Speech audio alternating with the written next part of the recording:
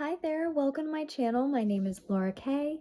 If you're new here, welcome to this safe space. This is Luna Lifts You. This is my channel where I do tarot readings, energy readings, oracle readings, or even just whatever is coming through my claircognizance, my whatever needs to be shared.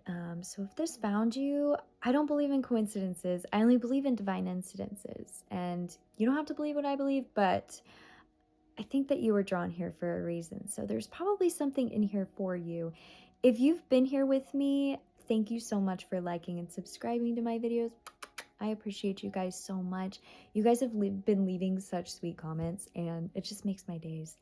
I am going to get into a tarot reading for you. This is the Heavenly Bloom deck by Noah Akita. I hope that's how you pronounce that name.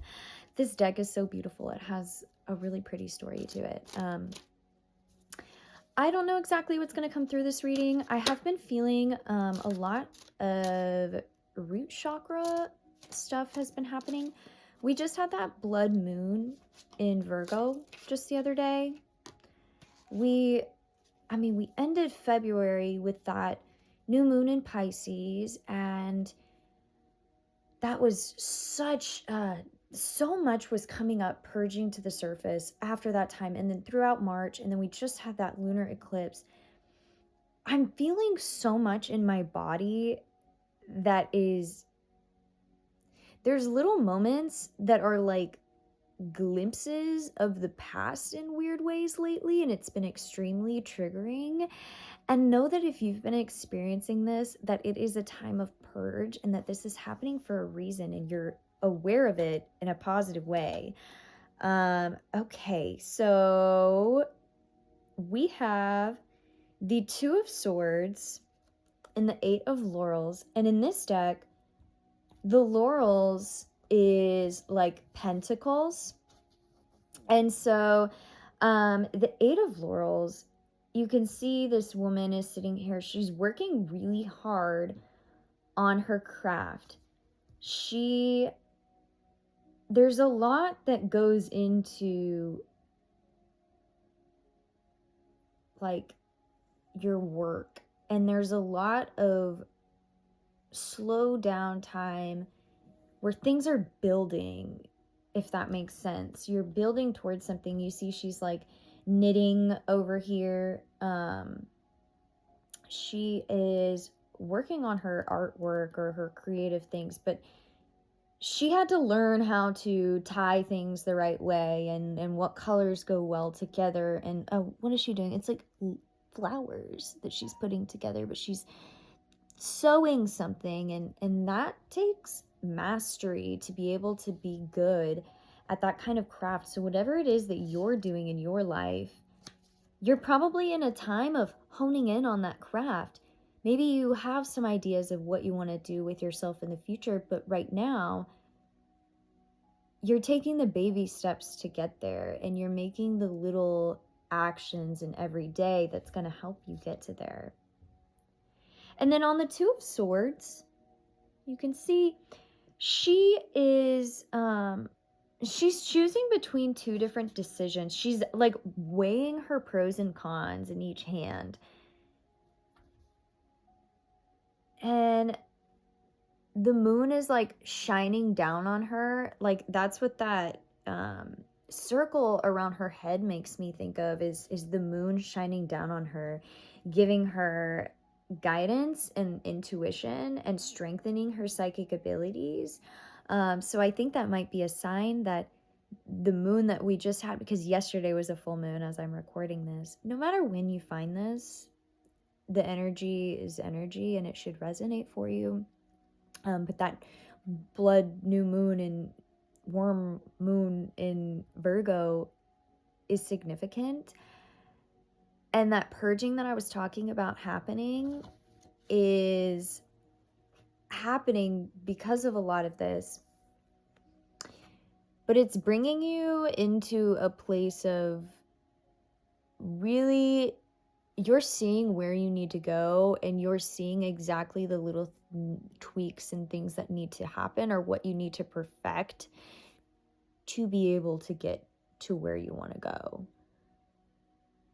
And that psychic energy is going to help with that. And I'm seeing like so much purple in this card, but also so much purple right there. And even like it fades into a red. Well, it's like a pink, but pink is red. That purple fading into red, I was talking about root chakra. It feels as though the connection to your intuition, like following the trusting of that and listening to your inner guidance, is going to tell you what the little things are that you need to hone in on. And something that I'm also getting is like some of the little things that need to be done every day to get you to where you want to go. They can be really simple and like really fun if you don't take it so seriously. If you just allow yourself to move with where you need to go. Like your intuition knows best. I'm going to pull another card from the Heavenly Bloom. I think I might pull an archetype card too. Okay, yeah, Two of Wands. She's looking at this crystal in her hand, but she's also looking far away. It's definitely giving like decision energy again. But I'm also seeing like she's wrapped in this purple cloak, which is that third eye chakra, that crown chakra, like those upper chakra colors, following the intuition. But she's looking at a blue crystal. She's pondering this blue crystal. I'm just thinking of the blue energy of the throat chakra. And then how it's wrapped around this yellow. It's like following your intuition and your voice is going to lead you to a lot of power. And she's surrounded by that yellow, that solar plexus color. Listening, allowing yourself to speak and to move your voice with your intuition. Sometimes you understand your intuition better when you allow yourself to speak it out loud, is how you're going to write your own story. You can write your story with your words, with changing the narrative of the story that you tell of your life. You can shift that narrative by speaking your story, your strengths into the forefront, and not necessarily like the negative things. There's triggering things that we keep talking about. All these triggers are coming up so that we can reevaluate and we can see how they've led us to learning lessons and to gaining strength, right? And you can use your voice to shift into that version of yourself who has overcome all of their past traumas. It can happen in an instant, right? That's beautiful. So we're going to pull a card now from the archetypes deck, or it's archetype cards by Carolyn Myss. Love her. I read her Spirit Anatomy a while ago. It was like given to me or something, and it taught me so much.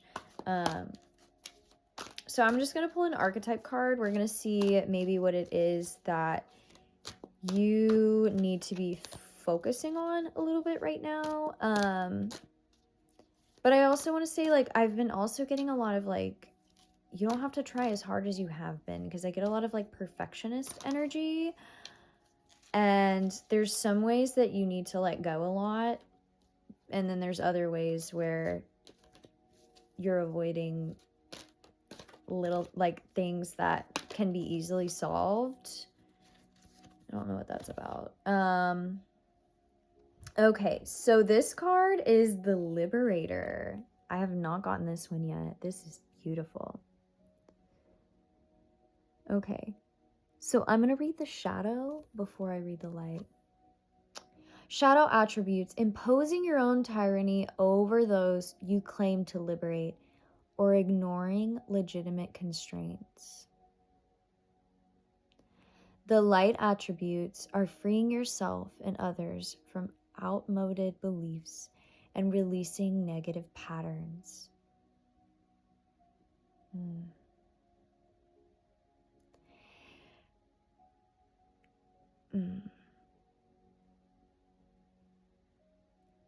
when you're on your healing journey and you're working on healing, and you're looking around at everybody else around you and you're upset with how they're not healing, you're imposing stress on them. You're projecting your own feelings of, like, you're feeling these negative feelings, and instead of looking at yourself, because there's things within yourself that need to be moved through, you're looking at everybody else around you, and you're getting upset with how they haven't moved certain places in their journey. But like, look at yourself and realize that we are all on different journeys. There's no need to judge anybody for where they're at, because you've been there before, you will be there at some point. Like, maybe somebody is a little bit behind in one area, but you don't even realize that they're ahead in other areas that you're behind. And if you were to work on the areas that you're behind, you guys can balance each other out and have a healthier connection in a lot of ways. So that's what I'm getting. I think a lot of people who are very empathetic kind of like fall into this a lot at points, and it can be really difficult. And it's important that we step back and recognize when we are projecting and putting our own feelings onto other people, to step back and be aware of where we're at and where we need work done, and doing that work. And as you heal yourself, others around you will heal. You're supposed to lead by example. You don't have to lead a horse to water. You know what I'm talking about? The lead a horse to water he may not drink. I don't know, bro. You know what I'm saying. You can't force the horse to drink, you can tell it where the water is, but like, I don't know if that's the quote. I hope that's the quote, but you know what I'm talking about. Yeah. So that's what you needed to hear right now. We all needed to hear it. Yeah, I'm so glad that you are here, that you were listening to this video. If you made it all the way through, I really appreciate you being here, because we are co-creating this channel together. It's not just me making the videos, it's you being here as well, and the community that we're creating in this space. So thank you guys so much for listening and for doing the work, because if this video was put in front of you, it means that you are doing some beautiful work, and it's needed for our humanity, for our human collective. We need people doing the work, and so we're all doing the work together. And as you do the work in your own life, everybody else around you is they're going to pick up the work that they need to do, right? Because we're all a team. We are, even though it doesn't feel like it all the time. We are. We come from the same family. All right, everybody. If you enjoyed this video, please do leave a comment, like, and subscribe. I would be so happy to have you in this space. And yeah, I will talk to you guys again very, very soon. Much love and many blessings. Bye for now.